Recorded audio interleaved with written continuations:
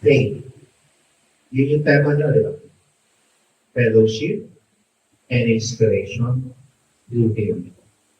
Yung binigay ko sa inyo is also faith.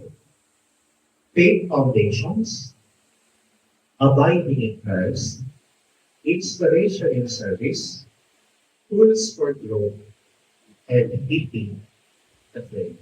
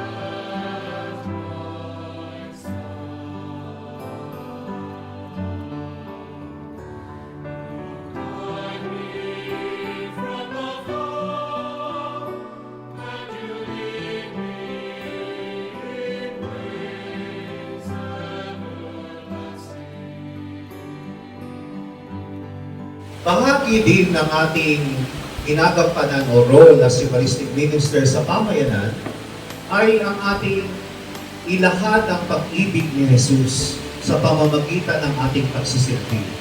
Papaano? Una, tandaan natin tayo'y mga katuwang sa simbahan.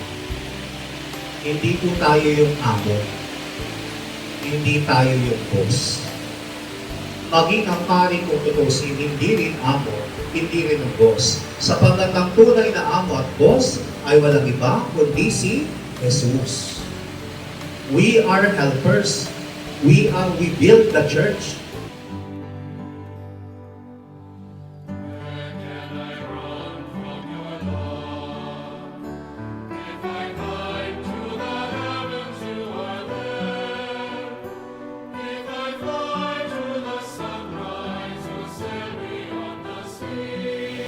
At bilang mga lingkod, binubuo natin, tumutulong tayo sa pagbubuo itong pamayanan, itong katawan ng Panginoon. We are helpers. We help by building the church. Kaya nga, hindi akma sa atin kung tayo pa yung dahilan ng pagkakahati-hati ng ating pamayanan. We ask ourselves, yung mga salita ko ba nakapag-unite o nakakasira, nakaka-turn off? Yung mga kilos ko ba at gawin nakapag-iisa ng pamayanan o nakaka-turn off sa kanilang mga umalis? Isa yan sa dapat na tanungin ng lahat ng naglilingkod sa simbahan. Mga katuwang tayo, mga katulong tayo sa pagbubuo ng bayan ng Diyos.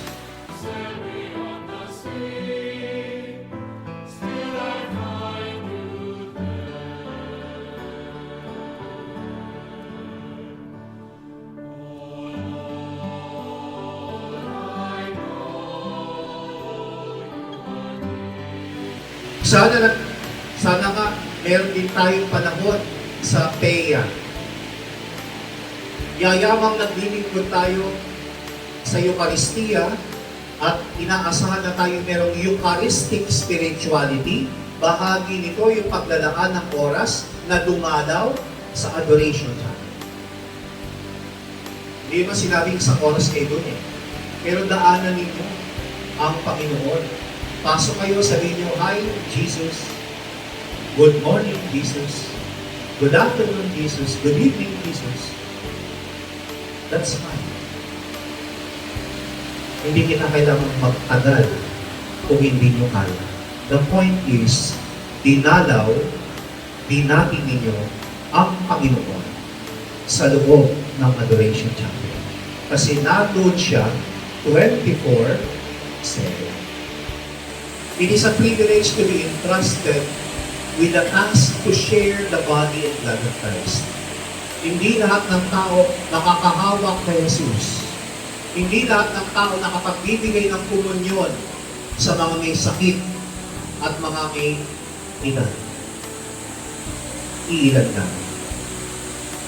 It is a privilege.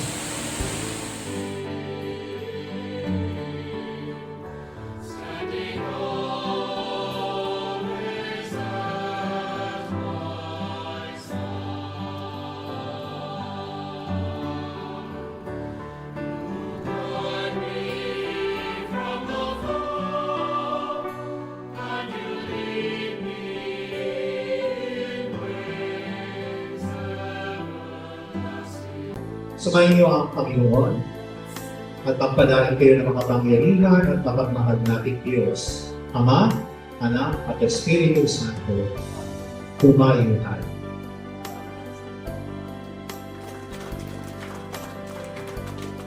Maraming salamat po sa paanyaya na ako ay makapagbigay sa inyo ng connection, makakaalala sa inyong pag-uwi sa Santa. Thank you.